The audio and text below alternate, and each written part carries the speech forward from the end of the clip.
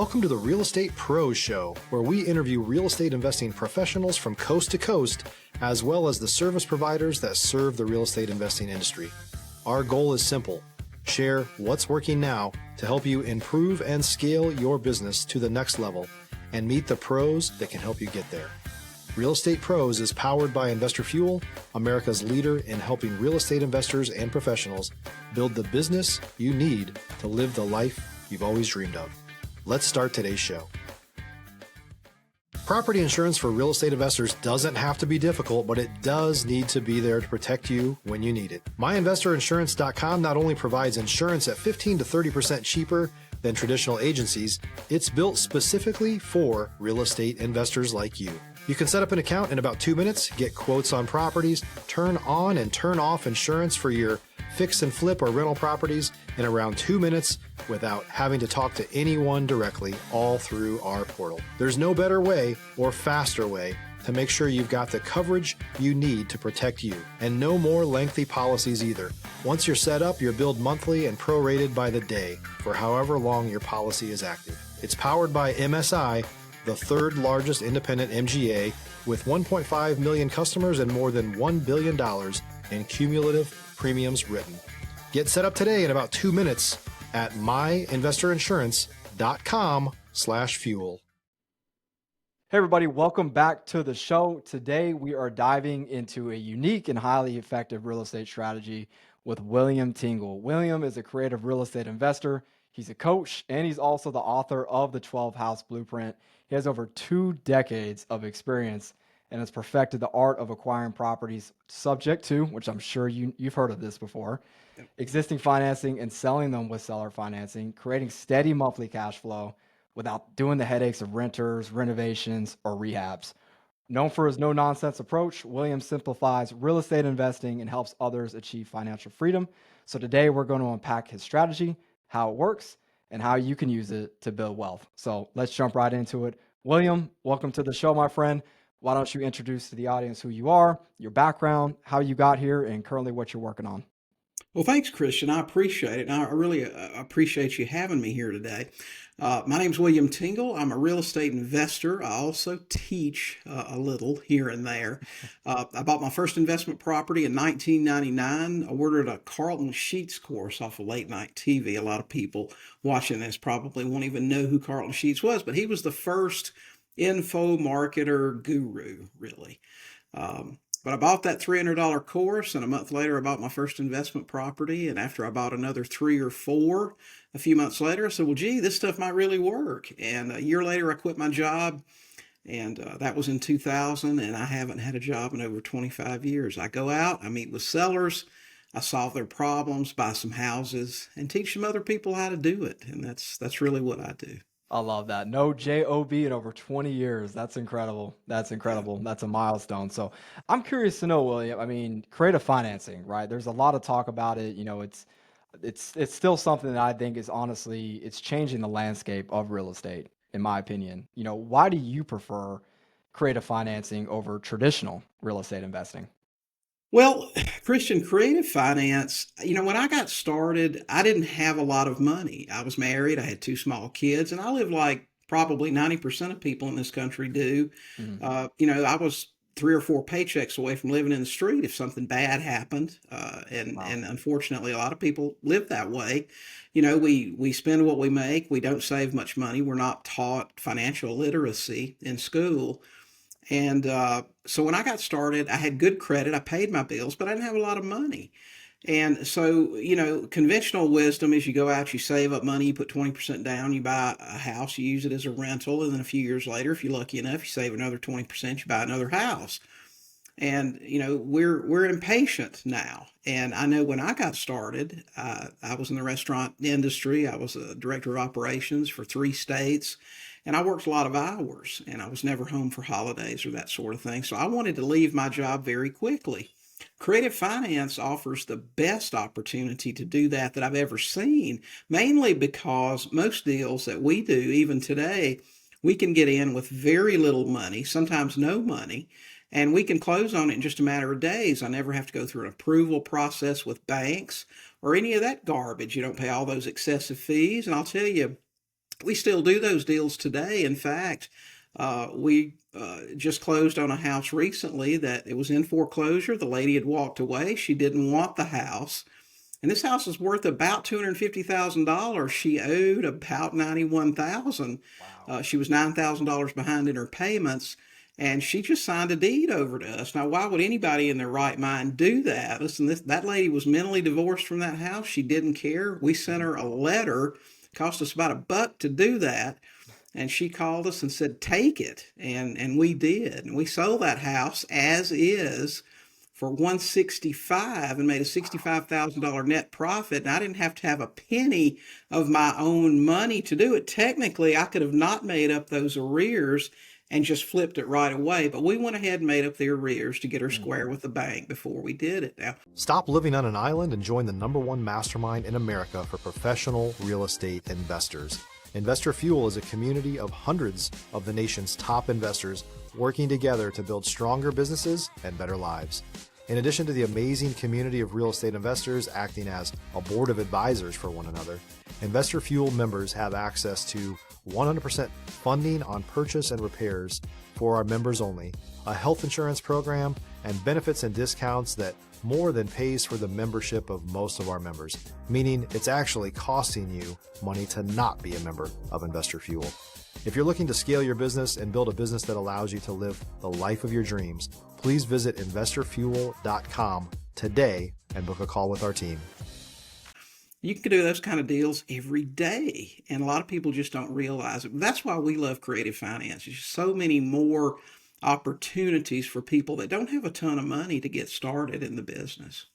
That's amazing. That's amazing. So how about you break down the concept of buying subject to, right? Existing financing, like why is this such a powerful strategy? How do you do it? Well, buying subject to is just as easy as somebody that, let's just say, the lady that I just talked about, her name was Mhm. Abby, and she had a problem. She had a house that was in foreclosure. She had already moved. She didn't live in the house anymore. She didn't want it.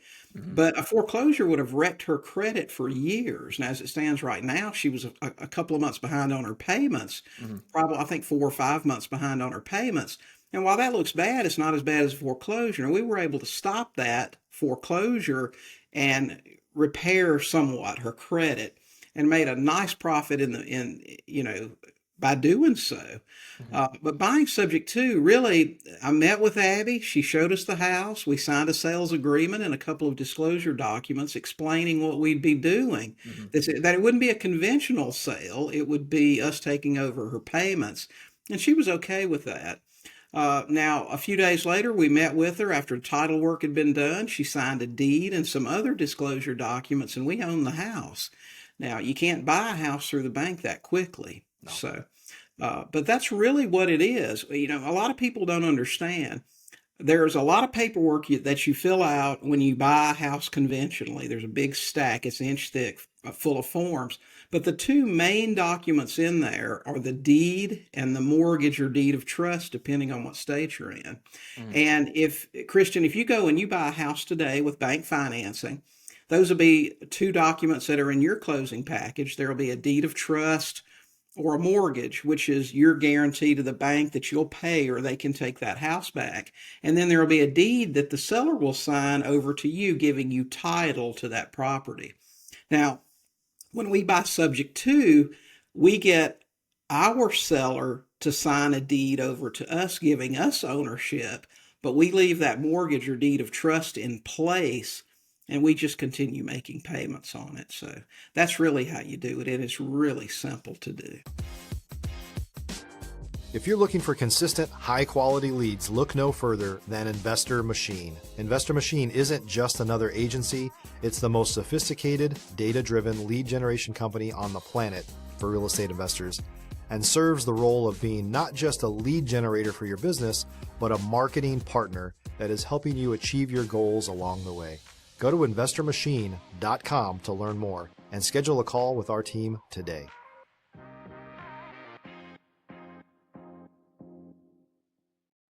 Wow, that's incredible. So maybe those who don't know, right? Is there any risk or downside to doing creative financing? Well, risk wise, the complications that come from that, a lot of people won't understand exactly what you're trying to do. Hmm. Most people think when you sell a house, you go to the bank or you write a check, and that's what you do. So, in the most unmotivated sellers that require a lot of explanation, it can be a little bit difficult to make them understand what you're trying to do. Now, super motivated sellers that just have a problem they want to get rid of, most of them just don't care. They don't Right. even. I remember one time I got the deed from a lady. She met me at the bank where we had a notary, and she left her car running. That lady didn't care. She was in a hurry to get a problem solved.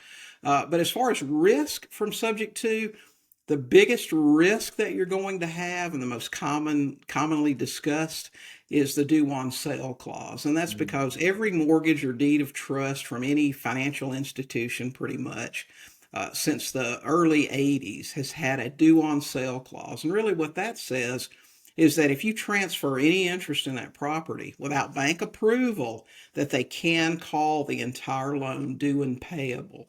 Wow. Now, I've been doing this for 25 years and I've never had one call due yet.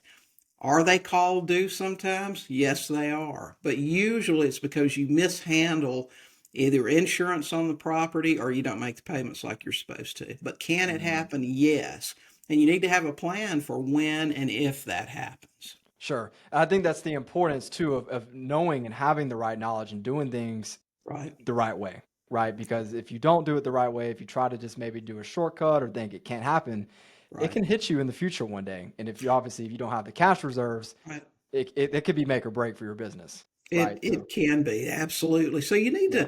to, you take calculated risk, but you Hmm. do that in everything in daily life. You know, Yep. it's dangerous. You get in a car and drive down to the grocery store, but you're going to get in the car and do it every day because that's just part of life. But Exactly, yeah, exactly. that's So why let's you talk really, about maybe some of the biggest misconceptions people have about creative real estate investing right now. A lot of uh, people, they're focusing on wholesale, they're doing fix and flips. I mean, land development. There's so many things going on right now. So let's maybe talk about some, misconceptions people have about creative real estate investing. They might have some hesitation behind it. yeah. It might sound like too good to be true. Well, the biggest issue that I see, and I'm out there just like everybody else. I'm in Facebook groups. I Yep. read stuff. I see what people talk about. The biggest misconception about creative finance and subject to in particular is that if someone will give you a deed, it's a good deal. That's not the case. Mm, If the house doesn't have equity, if it doesn't have cash flow, if it doesn't have the things that make a good deal, it's not. I mean, we turn down more deeds than we take, either because it's not a good deal, the house isn't in good condition, or doesn't have equity, or doesn't have cash flow. It's got to mm, have a couple of those things. But just because somebody will give you a house, and I see these guys now, and they'll post in these groups, listen, this house doesn't have any equity. It's negative cash flow as mm, a long-term rental, but just use it for a pad split or just use it for an Airbnb. Listen, if you're relying on something really unconventional like a pad split or an Airbnb to make your cash flow, that's problematic because, a city, and I've seen this happen, it happens right here where we are, in one of the cities that we live close to. A city can decide not to allow any more Airbnbs. Then what do you do on a house that you've taken the deed to and made a promise to make the payments? mm. It won't cash flow as a long-term rental, but you've been banking on using it as an Airbnb, and now you can't. So just because somebody will give you a deed doesn't mean it's a good deal. It still needs to go through the proper underwriting to make sure that it's smart to buy. Wow. Then this all goes back to full circle, right? I'm being educated on these things so you don't run into these types of issues, right? That's That's awesome, right. William. So, I mean, I'm curious too. I mean, in your business right now, how are you finding, motivated sellers to do creative finance with? I mean, what type of people are open to do these types of deals, and how can people get involved with, doing marketing? Is it Google PPC? Is it Facebook? Is it texting? Why don't you talk about that? If you're a new or newer real estate investor looking to launch or grow your real estate investing business, please check out Investor Fuel Club. It's a coaching community, but unlike anything you've ever seen before. And you can actually partner with members of our mastermind from coast to coast on deals right in your market. There's no better opportunity to build a consistent business than to literally partner with pros to help you avoid costly mistakes, avoid the need for capital to do deals, and help you eliminate your fears as you're starting your business. Learn more about Investor Fuel Club at investorfuel.com/club. You know, Christian, any lead generation, any form of lead generation will work if you work it. You first Mm, need to decide what works well for you. mm, For us, we do radio ads. Now, radio can be a little bit costly. Of course, it's negotiable. They're going to quote you a rack rate when you call, and mm. you have to work them over a little bit. But we do radio, and we're on 3 stations. And we spend about $1,500 a month on radio. But when you think about the fact that we'll do an easy, probably half dozen deals a year from radio, with the average Wow. one netting us $50,000 to $60,000. So do the math. Wow. Okay, is it worthwhile to spend 18,000 a year on radio? I would Yeah. say so. So we'll continue to do that probably forever. Now, foreclosures are another great source of deals, and we'll do a few deals through that every year. I go out every Thursday and I'll door knock a few houses and try to talk, get face to face with a homeowner. If we Mm, can't get face to face, we do a leave behind an envelope that's got some information for them. That's very low cost. It's a little bit of your time, gas money, mm. and some stamps to mail some Yep. postcards after the fact. So that's very low cost, and we'll do a few deals a year from that. I wa- We also do some mailings to high days on market mm. listings in the MLS and Zillow. But that's really about all we do. But we're looking to buy 10 or 15 houses a year. I've been doing this for a long time. And Sure. if you buy them right, that's enough. Very cool. I want to talk about that too, because I know you said you're even door knocking. I think Right. that is something that is so important. Even someone that maybe doesn't have a lot of money, they're trying to get started. That is the best skill building thing you can do with getting involved. It's because it's going to teach you how to build relationships with the seller. Being face to face, in my opinion, is the best way to build rapport and earn someone's trust. I think That's nowadays everything is now being taken away from, moving away from that, right? You right. don't need to do that, move online. But Yeah. I feel like there's a very big difference between trying to speak with someone over the phone versus in person. You really will Well, be humbled at doing in person if you've only done phone interaction. It's a whole yeah. different experience. So I And like that. And that's why it's successful for us, because most people either won't do it, they don't have the courage to do it. Yep. We're I call it a fast food communication with people now. It's texting Yep. or at best mailing. But we try to get face to face with these people, and we approach them with a heart to help. When I knock on the door and they answer the door, I'm going to ask for Joe if Joe's listed as the owner, and he says, "Hey, I'm Joe," and I say, "Hey, Joe. My name's William, and I'm here today because I understand the bank's trying to take your house, and I want to see if there's anything I can do to help you." I mean, Mm. they're immediately disarmed if they had a tendency to be angry. I'm here to help. Most people aren't. I'm not immediately saying, "Hey, I want to buy your house. I want Yeah. to steal your house." And they say, "Well, how can you help me?" And the first thing I'm going to say is, "Well, do you want to keep your house?" And Mm. most people do. And then I'll go over a long list of things they can do to possibly keep their house. Now, if they don't want to keep their house, like in Abby's case that I talked to you about earlier, Mhm. the deal we just did a couple of weeks ago, then we move right into how we can buy their house, possibly put some money in their pocket, and let them move on with their life. So that's how I do it. And I'll knock on, gosh, I don't know, 4 or 5 houses a week probably. We don't do them all. We do the ones with a lot of equity or that Mhm. look very attractive. But it's really not that scary. I mean, people are just people. They have problems, That's and we're right. there to try to help fix them. That's right. That's right. But the only way to get good at it is by doing it, right? That's You can right. consume content all day long, but I believe the biggest teacher and the best teacher is action. That's right. And that's the problem. That's what most people do. Most Mhm. people that I meet know enough to go out and buy a house, but they're so afraid they're going to screw something up or something's going to go wrong. But I'm telling you, man, anything you've ever done in your life, dating or anything, you're going to mess it up in the Oh beginning. yeah. But you just got to stay after it. And people, if you're really there to try to help and you're thinking about them instead of just yourself, you're going to be Mhm. okay. Absolutely. You just have to go into it with the right intentions up front, right? Right. That's right. Absolutely. Cool. Well, let's talk about, your book, right? The 12 House Blueprint. I know I you got have it it in front of you, right but here. that book outlines, a clear path to gaining financial freedom. So why don't you just give us a high level overview of that book and why you wrote it? Okay. Well, when I got started in 1999, like a lot of other people, I didn't know what I wanted to do. I Mhm. knew that I wanted cash flow because I wanted to replace my job. Wholesaling's great. You can make chunks of money, but wholesalers are highly paid employees, in my opinion. You can wholesale a deal, wholesale one next week, but you're always looking for that next deal. When you create cash flow, now whether you like being a landlord and I don't, okay, or not, cash flow will set you free. If you want to take a break and take a 6 month vacation, you can. Uh, for the first 10 years, I did a bunch of stuff. I held rental properties, I flipped houses, I rehabbed houses, I did all kind of stuff. And then around 2010, I got a divorce and my Mm. life changed. And I had the opportunity, a lot of times we say, man, if I could just start over, what would I do? I do things differently. And I had the opportunity to do that. So I took a legal pad. I'm still real old school. I took a legal pad and I said, what did I enjoy about the last 10 years of investing? What did I hate? Yeah. And I just put together a really short list of what I really liked. I loved creative finance. I loved buying houses subject to. And I loved the cash flow and the freedom aspect of seller financing those houses. If I'm a landlord and I put a tenant in and Junior flushes a Hot Wheel down the toilet, they pick up the phone and they call me.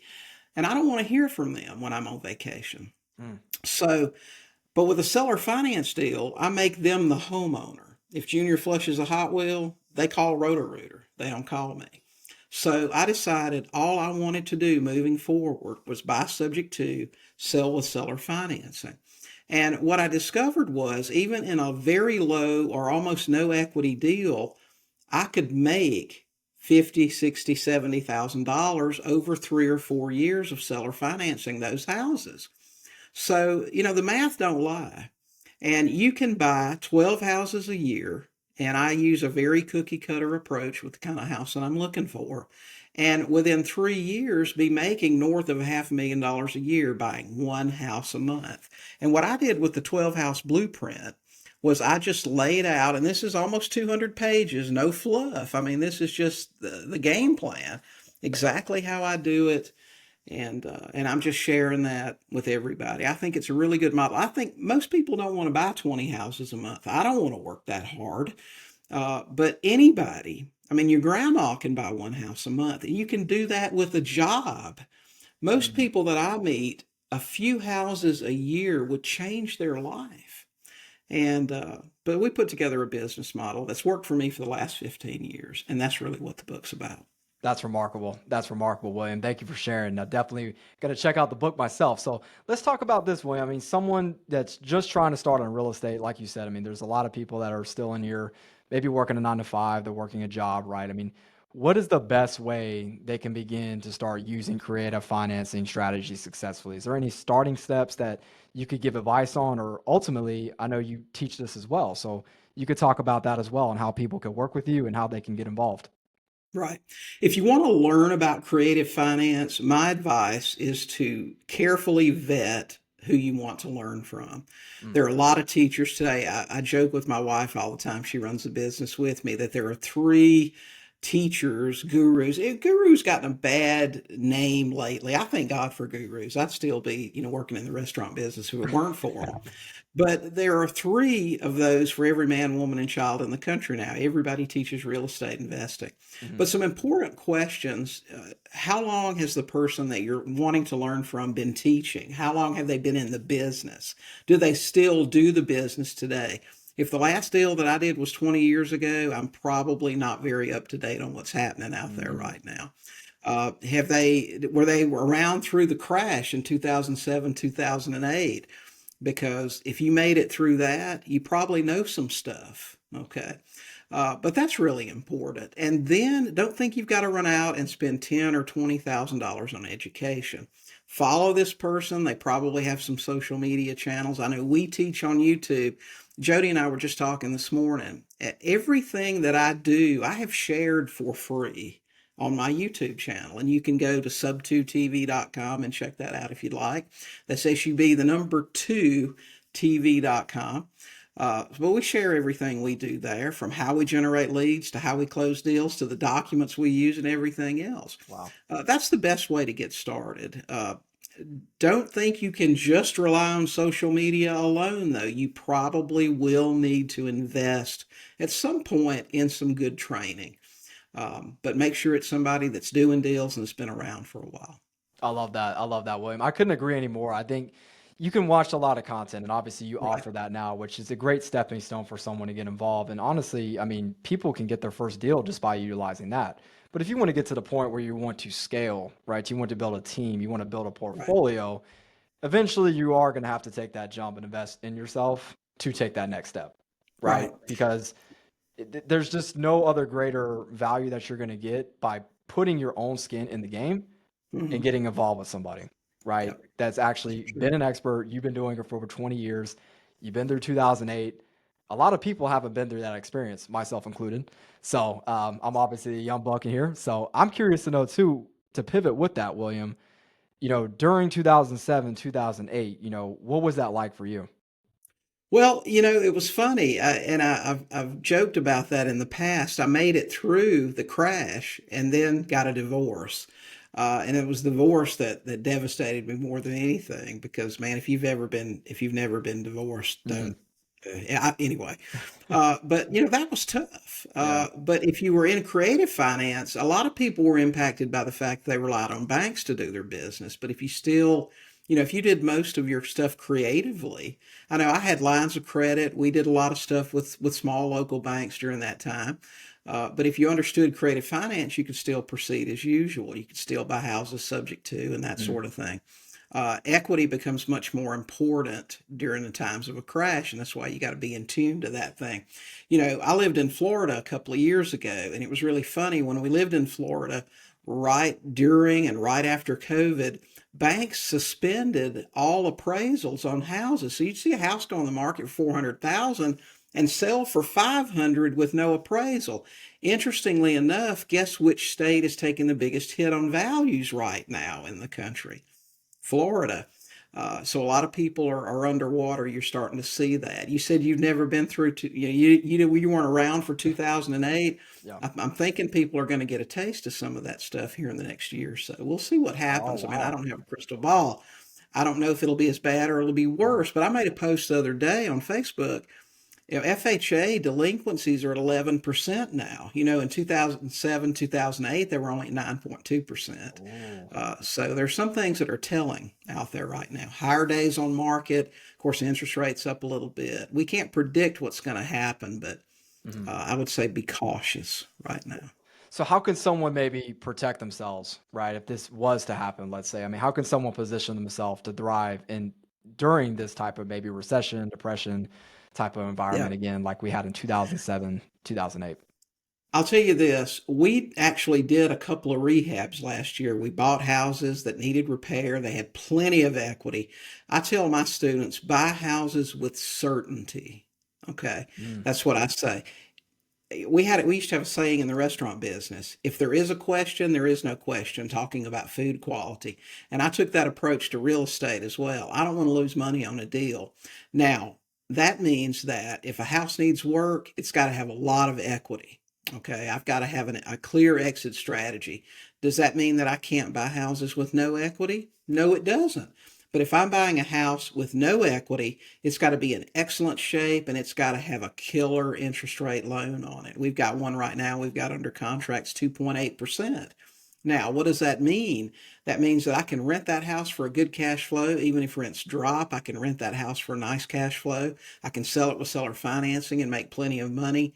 But you've got to know how to evaluate these deals and have certainty. No matter what happens, I'm going to make money. That's the way you have to run.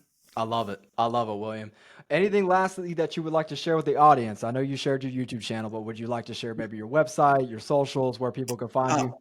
I'll tell you this, we're Mm. in our pre-launch right now, and I'm not sure when this is going to air, but we're in our pre-launch right now. That means we're giving away a ton of bonuses with our book, and you can get the book at 12houseblueprintbook.com. That's the number 12, houseblueprintbook.com. Even after the launch happens, which will be March the 11th, we'll still have a ton of bonuses with it. The book's very inexpensive. It's a great way to learn a model that'll really let you build, I call it a lifestyle business. My business doesn't dictate when I have to work. I built this around the life that I wanted to lead. So check out the book, check out our YouTube channel. YouTube channel's free. Won't cost you anything to go learn how to do some stuff, but don't consume content for 5 years before you take action. Learn enough to know what to do. Hire someone to help you if you need a mentor, if you need somebody. The best mentors are local to you that actually do what you want to do. Do some stuff for them for free. Put out some bandit signs. Do some door knocking for them and learn how they do what they do. But don't just consume content. That's right. You couldn't have said it any better, ladies and gentlemen. You heard it from William. You got to get in the trenches to get started. I love that. William, thank you so much for your time today, my friend. I really enjoyed our conversation. I know the audience is as well, and I'm just wishing you nothing but more success in your business going forward. Well, thank you, Christian. I appreciate that. And again, I appreciate you guys having me on today. Absolutely. Absolutely, William. Well, guys, I hope you enjoyed today's show. As always, we will see you on the next episode, which you know is very frequently. So, William, again, thank you for your time, my friend, and enjoy, everybody. Take care. Thanks for joining us for today's Real Estate Pros Show. You can learn more about the amazing benefits of the Investor Fuel Mastermind community, including surrounding yourself with hundreds of other rock stars, 100% financing for your deals, and members-only discounts from vendors you're likely already using that, as a member of Investor Fuel, will save you more than the cost of your membership. Visit investorfuel.com to learn more. If you're interested in joining us as a guest of this show, please visit investorfuel.com/pros to apply. You can also check the show notes for access to free resources, how to get access to world-class lead generation, and much more. Don't forget to subscribe so you never miss another episode. Have a great day. We'll see you on the next show.